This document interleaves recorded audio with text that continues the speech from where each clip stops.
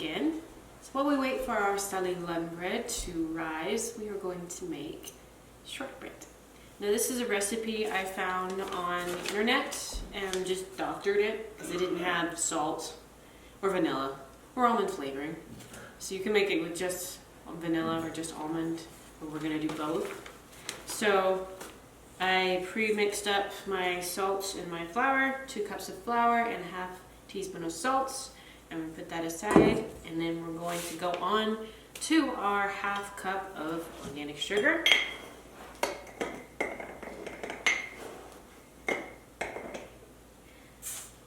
And our 2 sticks of butter. One of them was softened and the other I had to melt.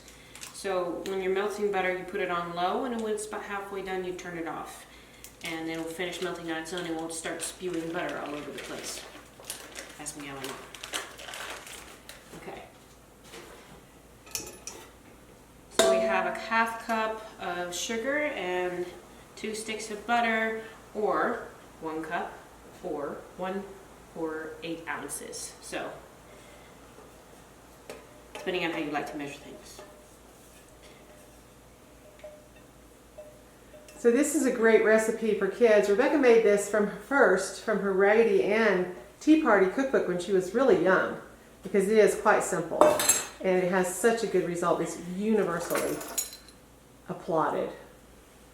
And we're going to do things to make it even better than just plain shortbread. You can actually add things like pecans to it and make it really nice. You could make it a honey and lavender shortbread.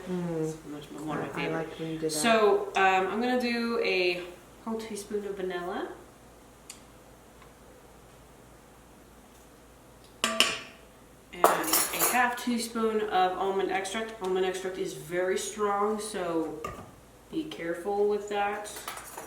You don't need very much. Sort of like allspice. It takes just a little bit, is more than enough.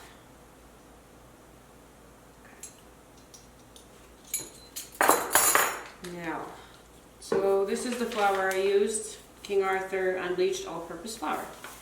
Just as an aside. Now I'm going to turn on the mixture with this and just cover yours for a little bit.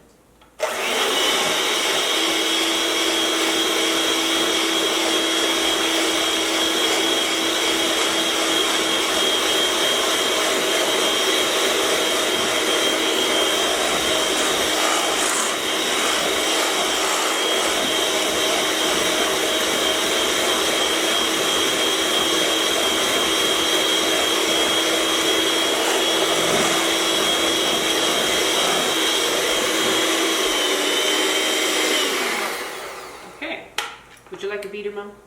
No, thank you. Later.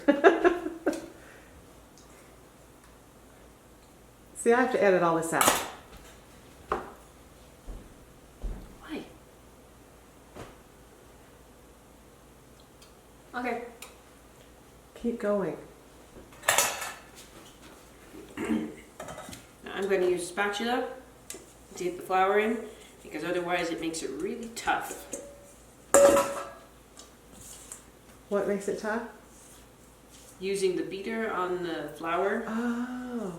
Because I'm not sure why, because I can do it with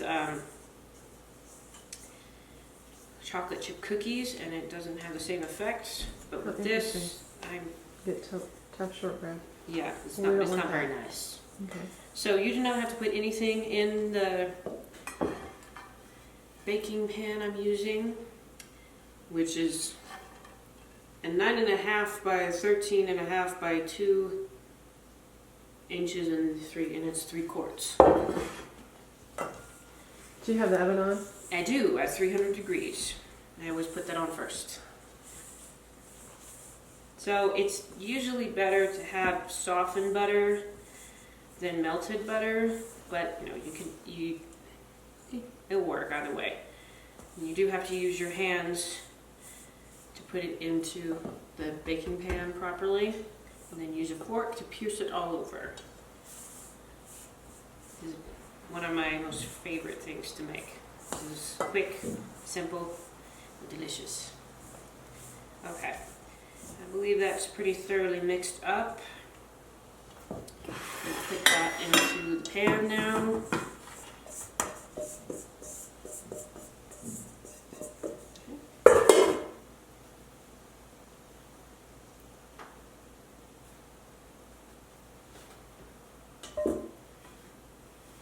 Do a little more mixing, but then you pat it out as evenly as you possibly can.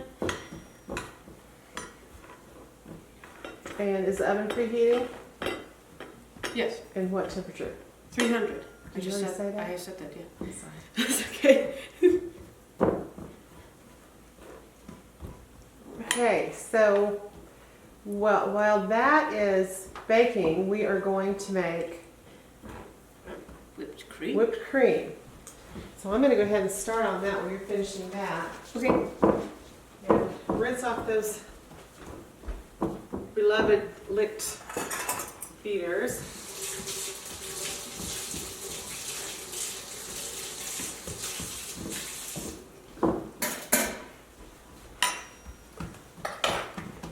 Now I'm unplugging this. Did it go off? I don't remember if it's on. Oh no. Oh, it's Editing. it's all right. It isn't. Okay.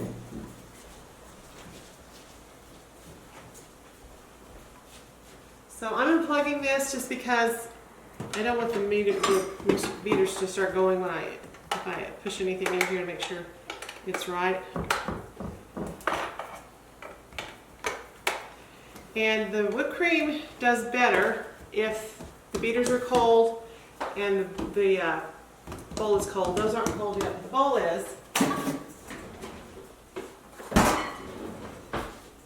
And so we're going to use, you know what, I'm going to stop here. Okay, go ahead. Okay. So what are you doing now? Poking with the fork helps it bake more, I guess. It also looks nice. I actually don't know why we're doing the fork, but it says to in the recipe, so that's what we're gonna do.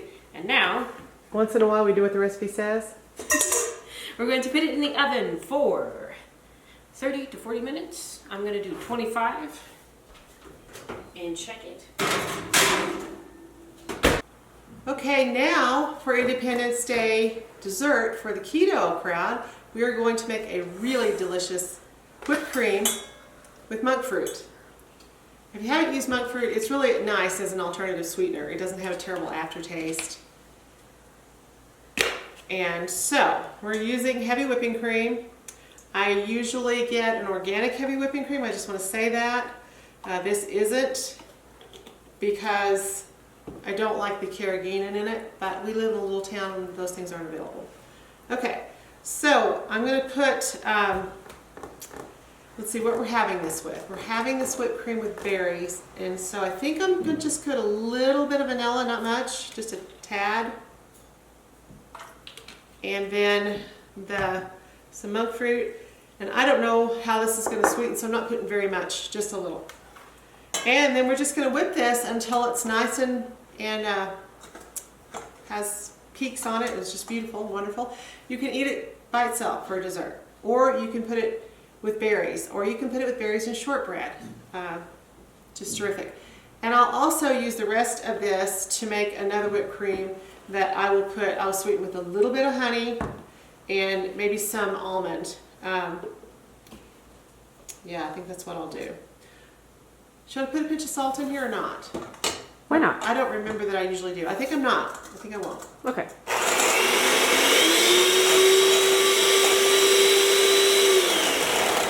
So we'll be back when this is all done and we're about to have some shortbread. Okay, the bread for the Sally Lunn / hamburger buns is rising. You can see it come up to the top of this, which made Rebecca very happy. Me too. And the shortbread is coming out of the oven in just a minute, so we're going to go ahead and get ready for that. I'm using some blueberries that were frozen, so I just ran some warm water over them, rinsed them.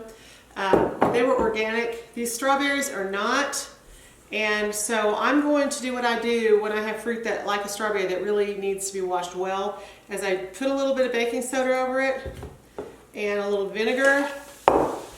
And if it's not problem to let it sit in the water. Then I let it soak for like 15 minutes before I rinse it out. But strawberries, that's a problem. They'll lose their color.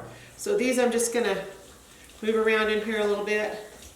And if I had other stuff to wash, I'd probably go ahead and use this vinegar and baking soda water again.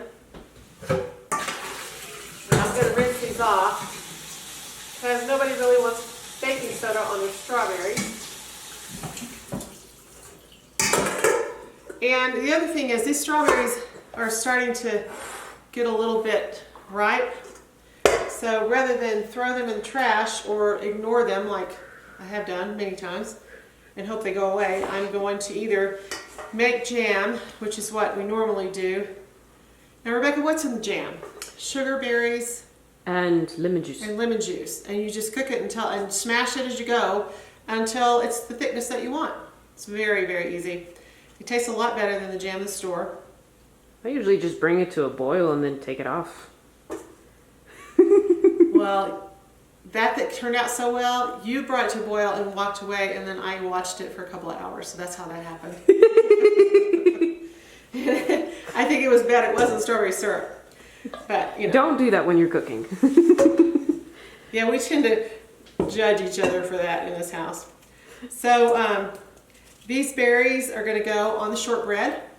And since I made some keto whipping cream, which is just whipping cream and, let's see, did I put a little vanilla and some monk fruit? I'm not going to add lemon juice to these berries. Normally I would, but if I do that, then they need to be sweetened. So we're keeping this keto. And nobody's going to complain. I even had Rebecca, who's kind of turned her nose up on any kind of sweetener other than organic sugar and honey. Had her taste the whipped cream, and she said it was great. So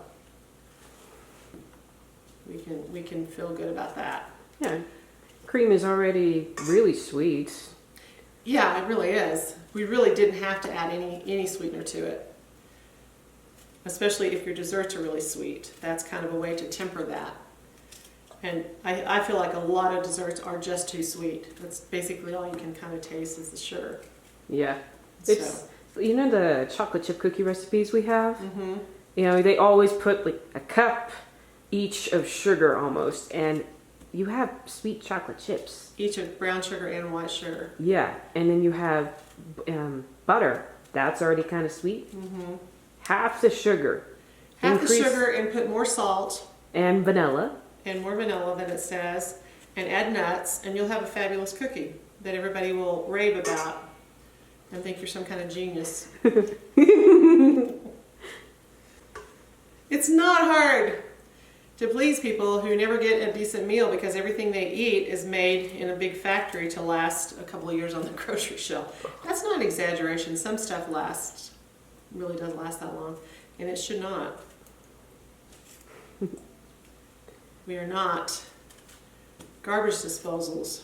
Our children are not garbage disposals. I see people raising their kids on stuff they can pull out of a box because they say, well, they need a snack. If you fed them really good meals, they wouldn't need snacks, and they could get a little bit hungry before the next meal. That wouldn't hurt them either. You could give them the gift, as Tim Hawkins puts it, the gift of no. It's a marvelous gift. They insist on a snack, give them peanut butter. Yeah, so give them an apple. And then it will digest really quickly and it won't ruin their dinner. Anyway, I'll get on my soapbox on that if I'm not real careful, because it bothers me to see children that are obviously irritated and listless, not enjoying their lives because they don't feel good, because they are not nourished. There's no sense in that. When you live in this society, you can cook it at home, like I said, and you get good at it, get fast at it. It's quicker than running to the drive-thru. Yeah.